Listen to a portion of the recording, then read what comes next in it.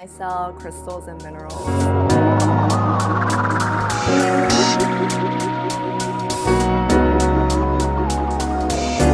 I want to thank you for taking the time to be here. You used to be a part of one of my programs, you said? Yes, that was part of your gymnastics program a long time ago. Okay, now tell me this. What do you remember the most about the program?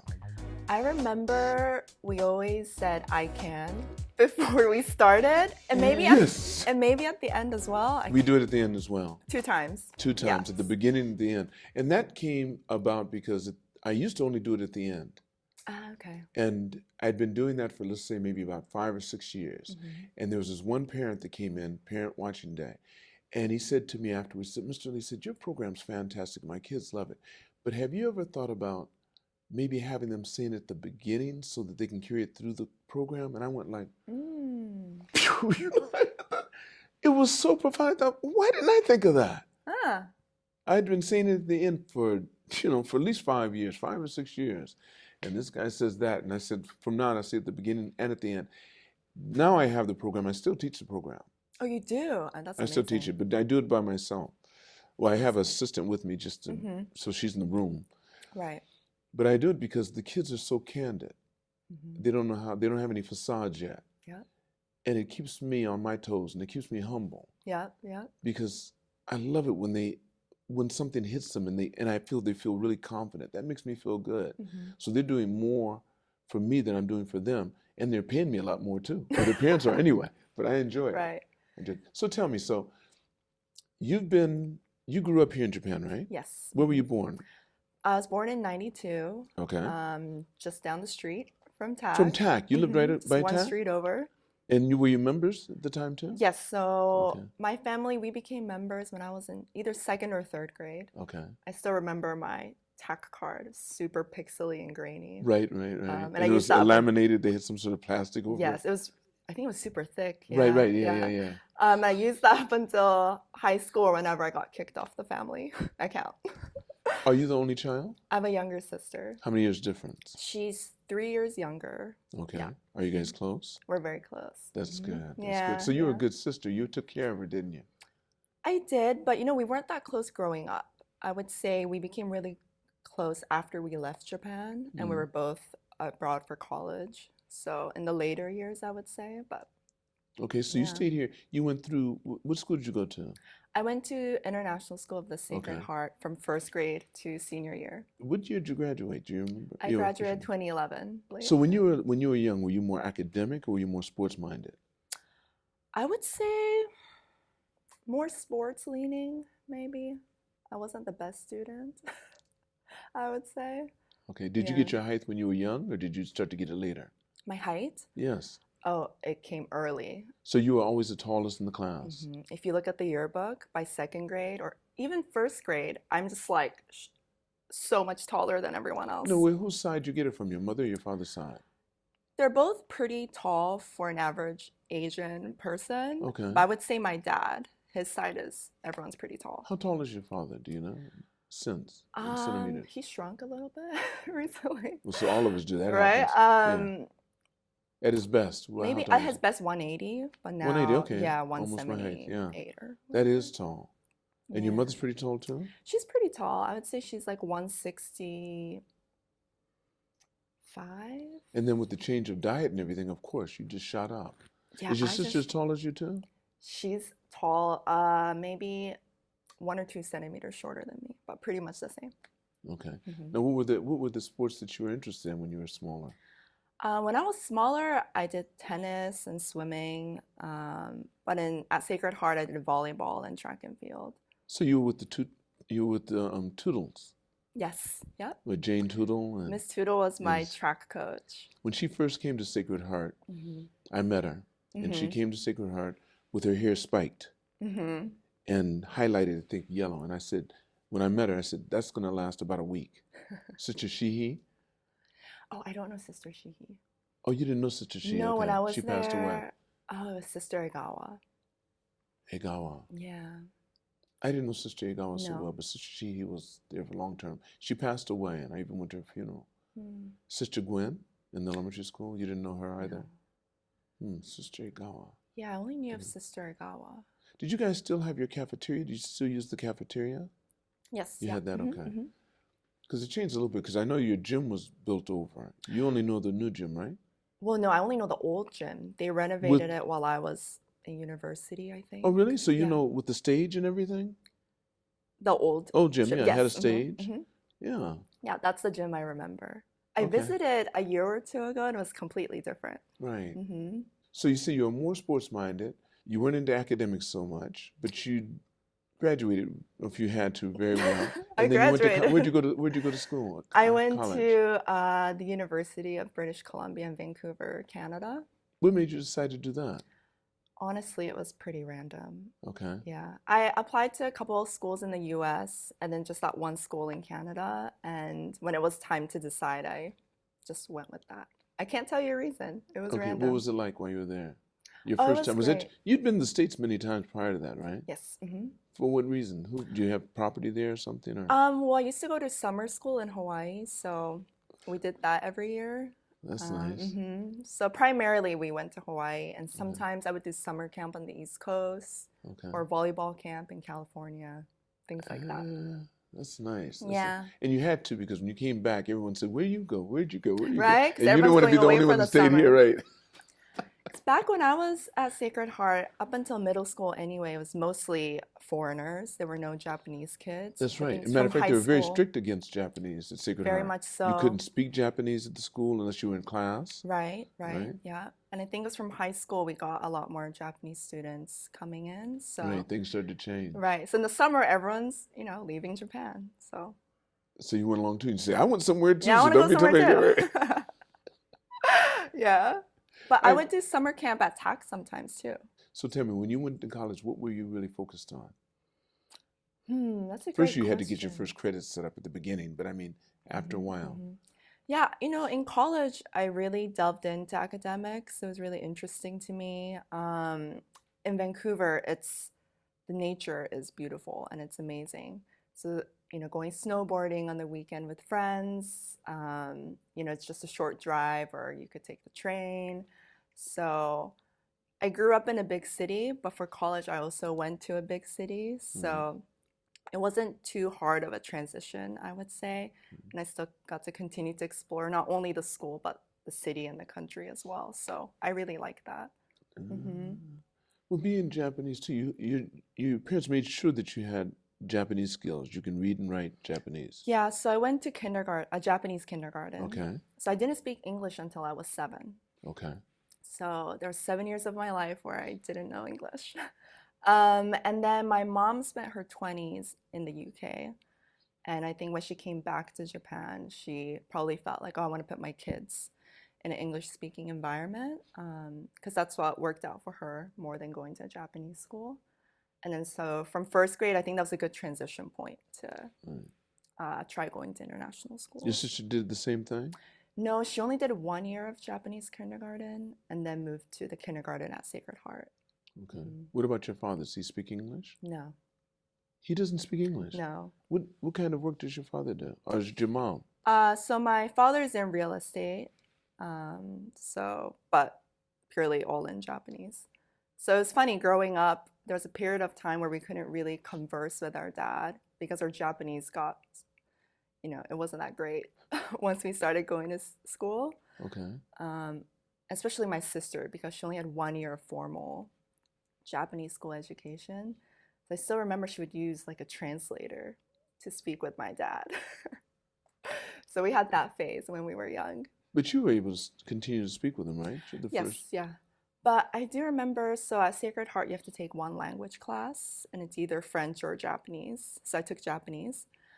I remember 1 year I got a C in the class, and I remember thinking, this is so sad. I'm getting a C in my first language. Like, I have to do better. So I remember that really kind of motivated me to study more and keep my Japanese up, especially after I left Mm, Japan. mm. Yeah. Your parents are doing okay right now. They're Hmm. good. Is he Yeah. still in real estate? He is, yes. That's interesting because my second son, Lewis, whom you may not know, No, I don't think because so. my first two went to St. Moore, Oh, and the okay. younger two went to YS, Hmm. Hmm. right? Yes, yeah. And you met Lucian, you said the youngest, I think so, through yeah. connections. Hmm. Yeah. Hmm. All of you guys know each other. True. You It's know, a yeah. small It's a small community. community. Everyone gets to find, if you go someplace, everyone gets to know each other and what school they're from. And that's the nice thing about being in Tokyo. Yes, All the schools, it doesn't matter. If you're in an international school, you get to know each other. absolutely. You really do. Because I think I met other kids from other schools at TAC too, growing up. So it's like, That's oh, you another go to advantage. ISSH, you go to St. St. Mary's, you go to, right, Mary's. right. Exactly. So tell me, what were some of the challenges or interesting things for you? Because now you've been outside. How long did you live outside of Japan? Little over 10 years. 10 years. And Yeah, we're going to go through that too. But yeah. coming back here, what was some of the things that struck you as being different? Because you left for a while, then you came back, and you have to look at your place a little different when you come back. That is true. You know? I think as an adult, I'm enjoying Tokyo more than when I did when I was a kid. I kind of realized growing up, I was always either at school or playing sports or at TAC or at home. I never really got to explore Tokyo or Japan. As an adult, I get to do that more. So, kind of seeing Japan in a different lens that way, appreciating the culture more, the people more. I feel like I didn't do so much of that growing up. Did your parents take you around? Like when you vacation, you always did it outside of Japan. Mostly, So yes. they didn't take you to the countryside so much and say, let's just do this. They Not did. so much. We had a beach house in Zushi, which is by Okay, the beach. So we'd right. go there on the weekends But and that's not stuff. like Hawaii, It's not. And right? See, you're just driving from Tokyo to Zushi and then plop you're at the beach. So we did that a lot too. yeah, you're Yeah, not really exploring. that's interesting. Yeah. Okay, what was it like for you when you started living in the States? What were some of the things you Um, dealt with? yeah, so first I lived in Canada for four Oh, I'm years. saying the States. I mean in the U. I Oh, mean that Canada. Yeah, I region. mean Yeah. yes. I'm sorry. And yeah, like I said earlier, the transition was pretty easy, pretty seamless. And I went to a large public school, so you really had to figure things out on your own. There wasn't a lot of hand holding. Whereas at Sacred Heart, it's a very small school. There's a lot of support. You know all your teachers. So that was a different environment. Okay. So I would say academically, there was a huge shift. So I had to get used to that pretty quickly. Hmm. But in terms of, the living environment and things like that, that was pretty seamless, I would say. What were the things that you felt, oh, I wish it was more like Japan, or this is completely different than Japan? I would say there's more similarities than differences. The Really? public transit there is really easy to use. It's pretty clean compared to other cities Right, right, in right. North America. So that's like similar to taking the train in Tokyo. You didn't really need a car unless you wanted to do an overnight trip or something. Did you feel safe as a woman there? Um, it depends on the area, I would say. If you're in, downtown Vancouver on the east side, you probably don't want to be there by yourself Okay. at night. And that's something I had to learn. People will tell me like, "Oh, don't go to that area," but you don't really know until you're actually there. Did you get to go see what it was like? Yeah, I remember my friends and I went to go watch a movie the first couple months when I moved to Vancouver, and it was on the east side. And we're like, "Oh, it should be fine. It's a group of us." And after we left the movie, we were walking to the bus stop, and then I remember a homeless man just started throwing empty cans at us. And And that's when not you, something you experience in so Japan. how'd you act? Did you act like Parks, like with No, South we Parking? we ran away. We just ran away. He was throwing cans at you. Yeah, we like ran down the street. Was Yeah. he happy? He was, yeah, I got some more. Yeah. Yeah, probably. And I was like, oh, okay, this is different. Okay. Yeah. It's So that's interesting. something you don't see here. Right. And of course, like the prevalence of drugs and stuff in the downtown east side. That's something you don't see here either. What about in So, college? oh, on campus, you Yeah, on mean? campus, yeah. So in Vancouver, weed is legalized. So Oh, so everybody, you smell that yeah, so everywhere. you smell that Okay, everywhere. okay. Yeah, on campus, off campus, everywhere Mm, you go. mm. So yeah, I guess that's something you don't experience in Japan either on a That's regular right. No, basis. it's not. Yeah. No, it's not normalized here at all. No, no. So, Interesting. But in California, where I'm from, yeah, everywhere. yep, Now, but it wasn't when I grew up. right. Did you have a lot of friends that you hung with, or did you do your own thing? Yeah, I had a lot of friends. And the great thing about going to such a big school is you literally meet people from all over the world and from all walks of life. For But same for you here in Sacred Heart, right? Yeah. It's true, but it's a little bit different. How Um, so? you might agree. Of course, there's the racial ethnic diversity that you see at international schools. Mm-hmm.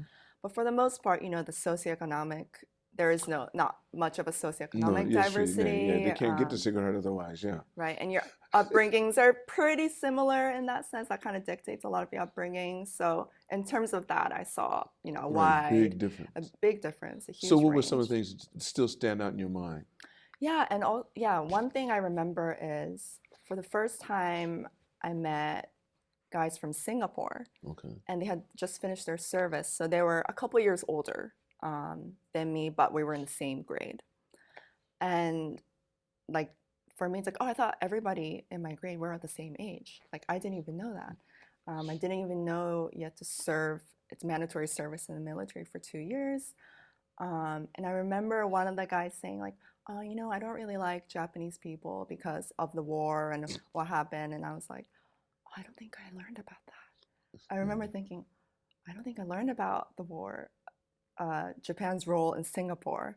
And so I remember going back and studying that and reading that online. And Was he then rude to you in any kind of way, or was he he kind was a little standoffish at the beginning, but we became really good friends of after okay? that. Yeah. And So yeah, that took you by surprise. You go, why don't you like Japanese? What's up? yeah, Yeah. yeah. And then you have just people with different identities, right? Like that military identity that I had no exposure to here. You know, we would go to the base for sports games and stuff, but I didn't really have friends on bases, so that was different. That's just an example I can think Yeah, of. because you'd see the difference there, but still, they were still pretty homogenous in the respect that they all had the same basic income. They had, they're set up. They don't have the Right, worries that people do. They're not left alone. They're still in a little bubble.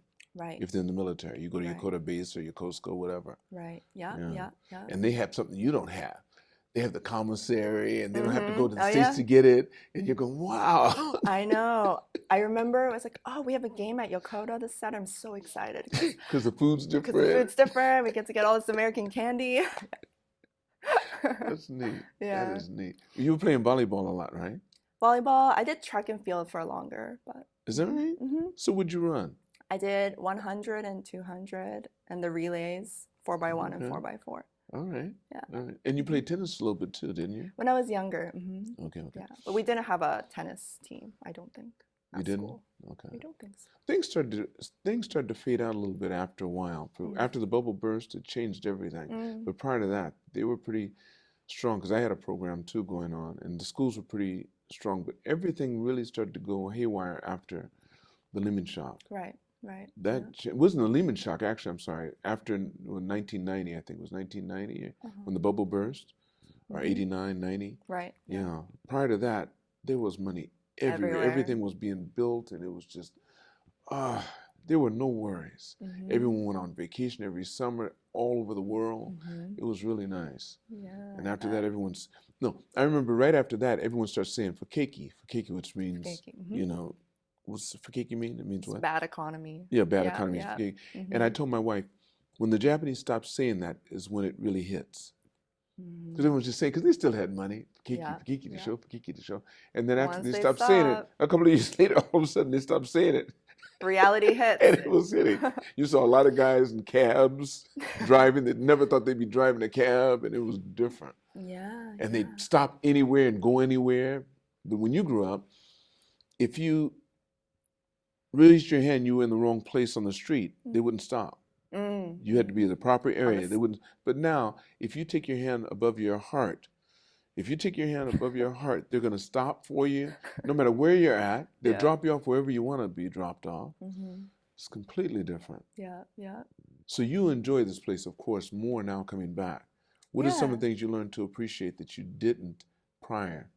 'Cause you Yeah. had a bubble. I think it's more about interacting with Japanese people because I didn't have much of that growing up here, right? So really appreciating like the Japanese quality, for example, you know, like just being really patient, and just kind of those qualities that you hear foreigners talk about Japanese people all the time. And it's like, oh, I never really fully understood or appreciated that Mm. until I started interacting with more Japanese people now Did that you I'm ever did back. you ever have a time when you were in school, because you went to Sacred Heart and you're looking at all the Hmm. kids that are foreign kids, well, I Hmm. wish I had blonde hair like that, or I wish I, did you ever feel anything like that ever? I didn't, but apparently after my first day of school in first grade, I came home to my mom and I was like, oh my God, people had blonde hair and blue eyes. I've never seen that before. It was so strange. And apparently that was a bit of a shock to me. But there were two other Japanese girls in the grade. So I remember they talked to me and then they kind of like, showed me the ropes a little bit. Right. But yeah, I never felt like I wanted to be like them. You never felt Um, that at all. no, I didn't. Okay. I Did you did. ever look down at Japanese at any time? Like, I go to um, Sacred Heart and you go to Japanese school, so you can't even speak English. Oh, not at all. You Because, never had that. all my cousins, they've only been to Japanese school and I was close with them growing up. So, yeah, no, Is I that didn't right? feel that So at you're all. on your mother's side or your father's side? Both. So, my Both sides. sister and I are the only ones that didn't receive a Japanese education. We're the only ones that can speak English.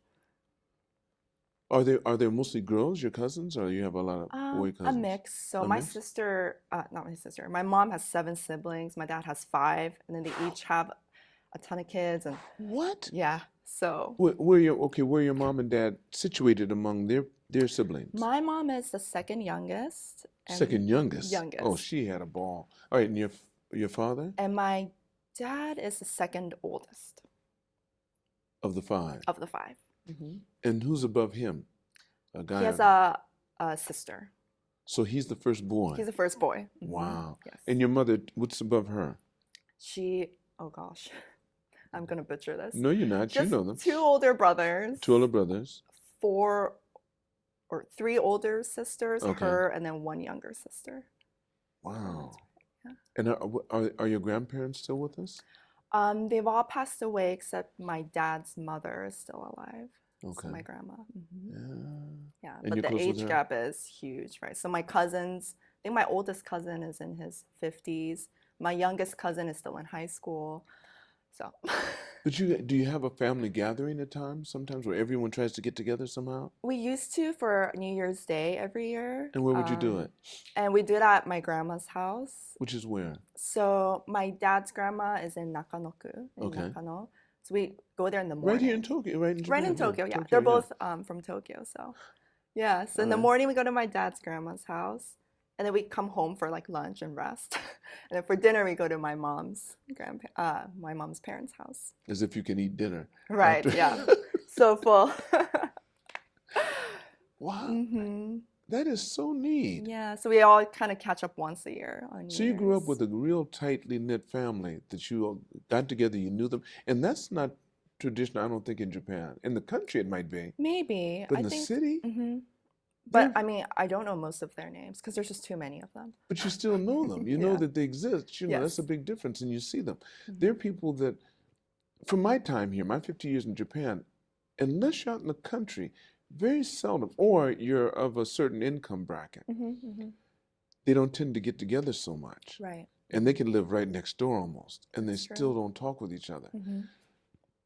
That's interesting to me because I think Yeah. the states of the West, for the most part, really stays close with it. They like to say, that's my cousin. Hmm. And they do that. I'm not saying they're close, but they know each other. Right. Yeah. Yeah. Yeah. But Japan, maybe because of the situation, it's an island state, an Hmm. island country, Hmm. and people don't want to be close together because there are too many similarities. So make sure they get with another clan, Right. right? Yeah. Yeah. Yeah. Maybe I that's think there's it. reasons for that. Hmm. Hmm. When you got into college, what did you start to focus in on? Because you're going to graduate eventually. You had 4 years there, right? 4 years. So your second to your last year. Hmm. Okay, after you've been there 2 years, what did you start to hone in on? Well, I knew I wanted to go to grad school after I finished my degree.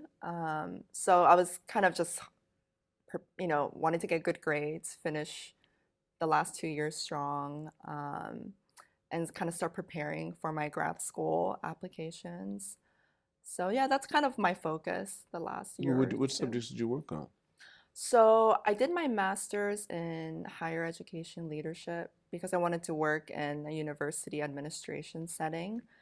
Um, and there's no required degree in Okay, order for to that. apply to that Yeah. degree. So I remember when I started undergrad, I wanted to study microbiology, but then I was awful at chemistry.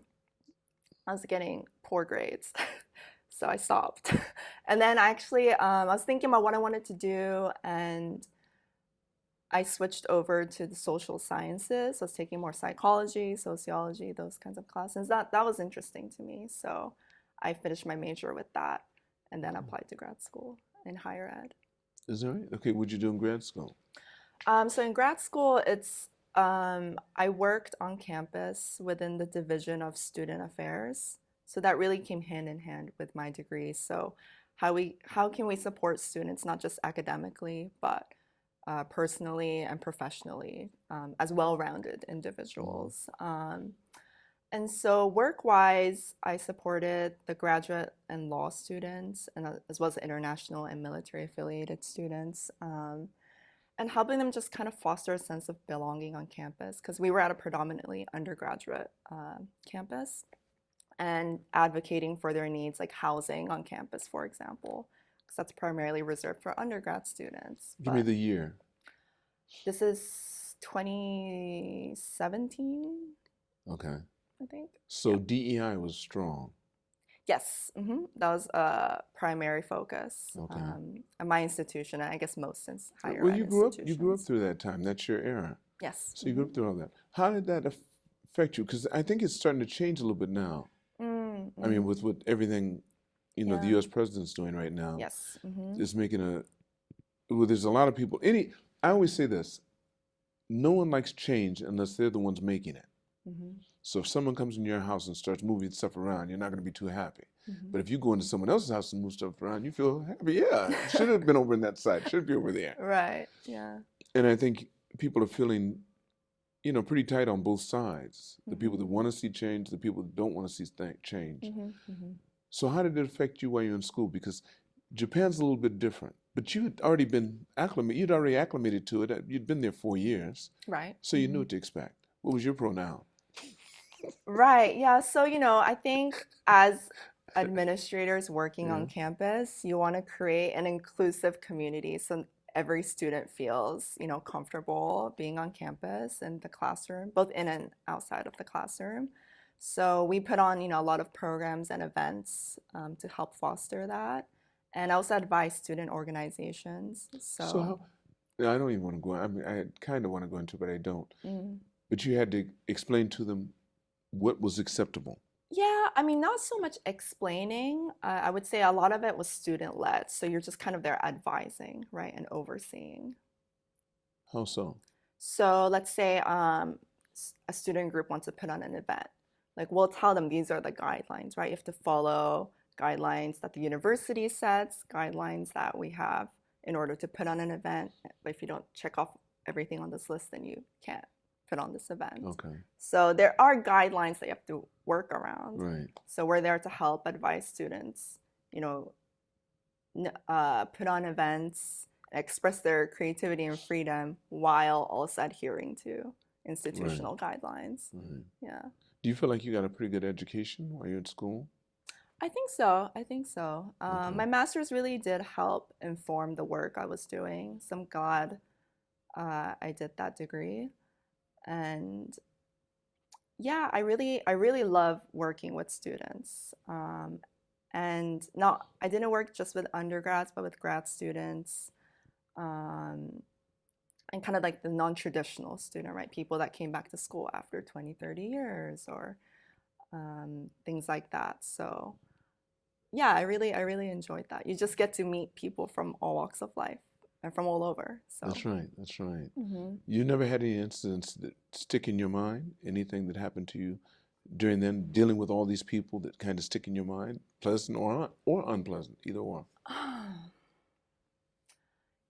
Most interactions were pleasant. My time, so I did my degree at the University of San Diego, and I was working there, and I enjoyed my time there. I had a blast. It was amazing. Did you learn Spanish?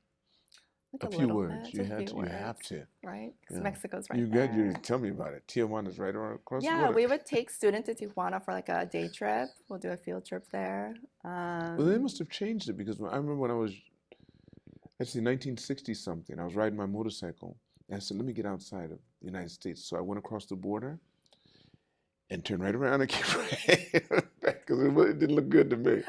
I said, nope. Tijuana is nice because people used to always go across the border to get firecrackers because they weren't legal in California. Oh, I And we go didn't to know Tijuana that. and get a ton full of firecrackers for the 4th of July. Huh, And okay. oh, everybody went to Tijuana for firecrackers. Yeah. Yeah, I went for the food. Did The you? $1 I didn't tacos. make it that far. I said, okie dokie. I decided to turn around. Yeah. Just feel, I just think, nah. I Not didn't your have a lot cup of of people tea. with me, so I figured, let me take my little motorcycle and I'll do something else. Yeah. Yeah, sometimes crossing the border can be a hassle too. You have to Yeah, wait for hours. yeah, And then sometimes it's super easy. So, it's neat. yeah. So you were there and you went through all that. So how hmm long did you stay after you graduated? How long did you stay in? Because you're here now, right? I'm here now. So I moved back, I guess, 3 years ago now. Okay. So after I was in Southern California, I moved up to the Bay Area. So I was there. What And then caused that? Why? I went there for a new job. Okay. So after, and it was less student facing, I would say. I was working on admissions up there. Okay. So, which was also a really interesting experience. And I learned a lot because it was a different kind of skill set to what I had nurtured in San Diego. hmm And then after that, I think it was like probably like during COVID, I was up in the Bay Area when, and then I moved here, yeah, 3 years ago. 3 years ago. Yeah.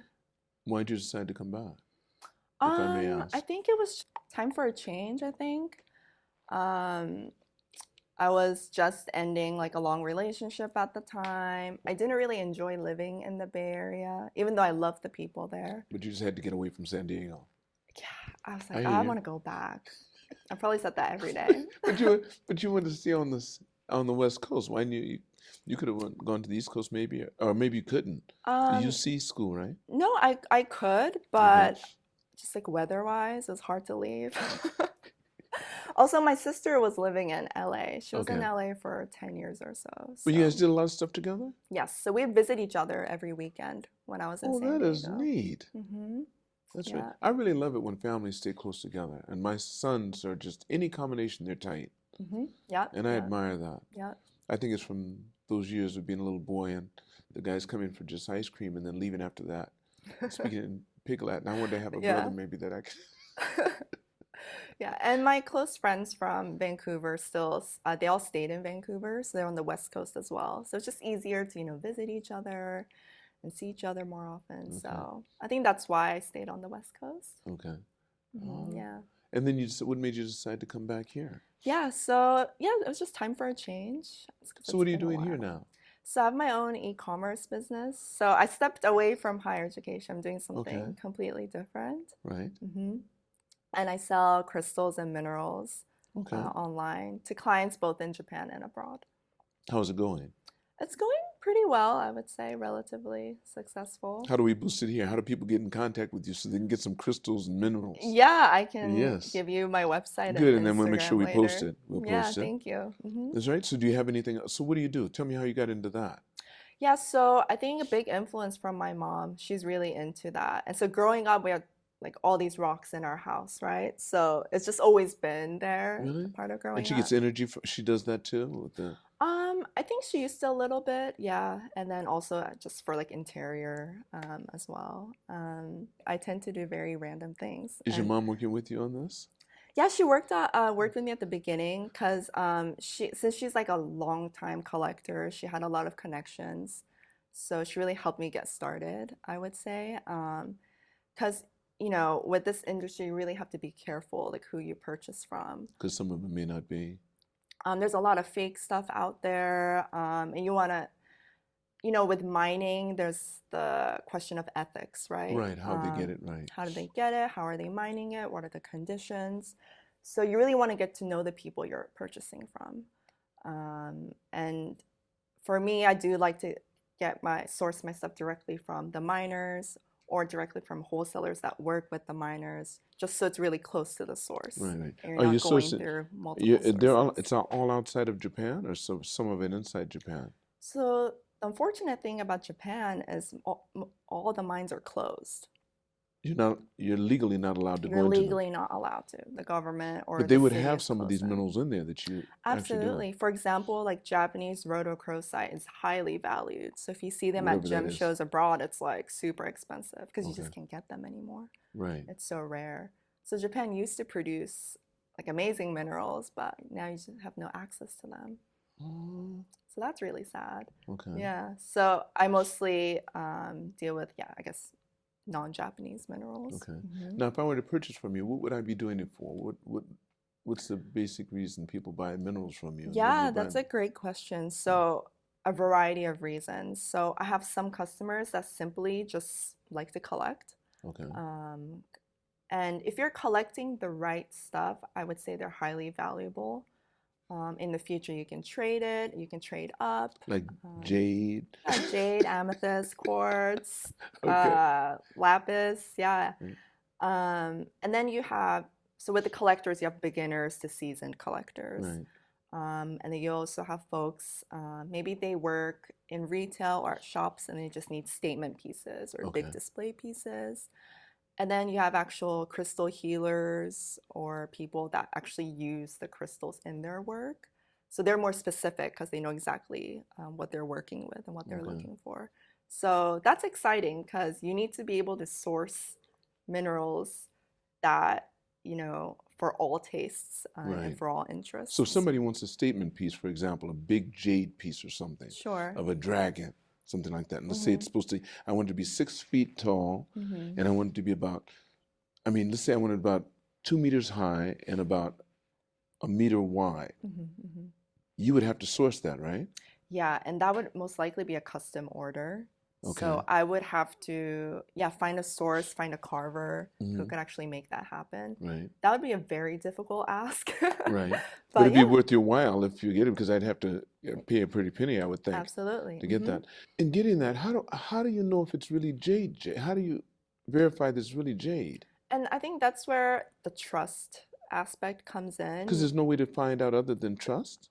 Well, you can authenticate it, Okay. so you can send it to the lab Right. and whatnot. So, for example, a recent example, there was a new find coming out of a pocket in Brazil that suddenly just came on the market. So if people in your field would find out about this, okay, Yeah, good, right, all of a sudden, right. it was on the market. Everybody was selling it, and it was marketed as lithium quartz, and it was quartz, clear with a pink color, pink inclusion. And in first glance, okay, like lithium comes in like pink to purplish colors. So, okay, it could be lithium, but it was never authenticated. No one had sent it to a lab for testing. But the miners, wholesalers, they just want to keep the product moving. So like, oh, this is lithium quartz. And then I saw all the shops start selling it. I don't know why. I felt like it Something was aside. something was like it's a little odd. The fact that it comes on the market all of a sudden, it's just like flooded all of a sudden. I was like, something feels wrong. And so I waited. I didn't source it. And I Now, is had, that expensive? Is that expensive mineral? Is it really? and it's so expensive. That was another thing. So that was alarming as well. It's Okay. interesting. And I had a couple of customers saying, can you please offer it at your shop? Because I'd like to buy them from you. And I was like, okay, just give me some time. And then I know a shop owner in the UK, and he sent it to a lab for testing. And it turned out that it wasn't lithium, but it was hematite. In fact, 0% lithium, no signs of lithium at all. Okay. And hematite comes in a variety of colors. You get pink, red, orange, yellow. And I'm like, that makes sense. Because there's so many of it, so abundant. Because hematite is a very abundant mineral. You And find so it, it's inexpensive too, I would and take it. mhm. The lithium is But if you market it as rare. lithium, you can Lithium's sell pretty it. rare, It's rare, so you can sell it for way more. and that's what was happening. Yeah, so that So was a lot a of people. recent couple months ago. So I was like, I'm glad I didn't source that. Did you know anybody that did? Oh, a ton. So you looked at them. So when you pass them, do you kind of go, Well, the thing is, the information's all shared online on Instagram. So actually, a lot of shops I saw, they put out a statement saying, hey, we recently learned that, oh, this they? is in fact not lithium, and we did sell it. So if you do want to return them, we'll happily return it. So I saw a lot of shops put out those kinds of That's notices, called Japan. which this is all like in the US though. Oh, the U.S. They were doing it in U.S. and they were Yeah. returning it. Yeah, so they were They saying have no if you're not choice. Yeah, happy right. with it because you weren't sold what you what thought you were getting, what right? you thought you were It doesn't getting. have the value that you thought you did. Exactly. But Well, if you still enjoy it, then you can keep it. So. what about the money I spent? Can you, Well, you can get a refund, right? get a You can refund for return that? Yeah. and But what if you wanted to keep it and return it, but still keep? I want the price that it should be then. I guess you gotta negotiate Okay, right. one-on-one They'd with have the to do that shop job. owner. Let's say I like it, but I paid you 3 times what it really Right. cost or something. So Right. okay. So yeah, I think in this industry you have to constantly educate yourself Right. and constantly stay up to date with what's happening. And also trust your And feelings. kind of trust your gut. If Yeah, something feels off, it's probably off. You know what I mean? Yeah. You can't hurt by saying, you only hurt after you jump. Exactly. Yeah, you can't pull that back. Just this week earlier, a Chinese vendor of mine who I do trust, I've been purchasing from her for a couple years now, but there's this new fluorite that came out of China. And when there's iron coating on a mineral, you get this iridescence, this rainbow effect. But the rainbow was too strong. It looked a little, irradiated or overdone. So I was like, this doesn't look right. It's probably natural. It probably does come with an iridescence coating. But not that bright. Right. But I do feel like it was. Okay. Yeah. You can do things to it. Oh, absolutely. You can, blast it with high energy radiation. Well, just put it in a microwave, you mean? Something like that? Not a microwave, but yeah, something like that, like a box, a chamber. And boom. And you can enhance the color. Yeah. But how does that, so what's wrong with that? So the thing is, there's nothing wrong with that. So, if you really like the color, enjoy it anyway, you can purchase it. I think the issue comes from when a seller advertises that as natural, even though it is not. Okay. So just the transparency aspect of it. Right. As long as you know what you're getting, you can buy fake stuff or radiant stuff all you want. There's nothing wrong with that. So what do people use this for most of the time? I would say it's jewelry? Just you could buy raw minerals and then later turn it into jewelry. Right. Or just for like interior in your home. Some people build cabinets, right? And right. Like really seasoned collectors, and they just like to display that. Yeah. That's interesting. And some people, use it on a daily basis. I think they carry it with them in their bag when they go out.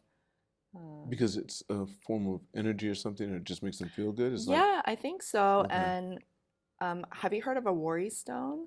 A worry stone? Yeah, it's like you can put your thumb on it, and it just kind of helps you calm down if you're ever anxious. Right. If you ever feel fidgety or just want to hold something. I think I remember as a kid or something, they had some stone that if you touched it would change colors. Huh, I'm not Because familiar. of the temperature of your skin. Oh, I see. Yeah. I'm not familiar with that. So maybe it wasn't a real stone. It was something maybe could have been something synthetic that someone made and put together. Right. And if you touched it, it would change. But I remember we had something like that. Oh, okay. Yeah. Yeah. So you see yourself being here for the foreseeable future? Plans. No hard plans, but for now, yeah, I'm enjoying living here. Okay. And your business is going well? Yeah, it's going What's relatively the name? What's the name well. of your company? It's called WROSE. There's no other person that's named Rose that you know of that's doing minerals, right? There's no one else? In Japan, at least. And you're right here in Tokyo? Okay. Yeah. That's wonderful. This is really good. Yeah. Yuri, before I end, there's always a question I like to ask everyone at the end of the podcast. Yeah. If you were to go back in time and meet the younger Yuri and give her advice based upon what you know now, how old would you be at that time, and what advice would you give yourself? Probably, I would say maybe my high school, college self, late teens, early 20s. I'd probably say if you ever want to start something new or just do something, stop overthinking it and just take the first step, and everything will just eventually fall into place. And if it doesn't, it doesn't.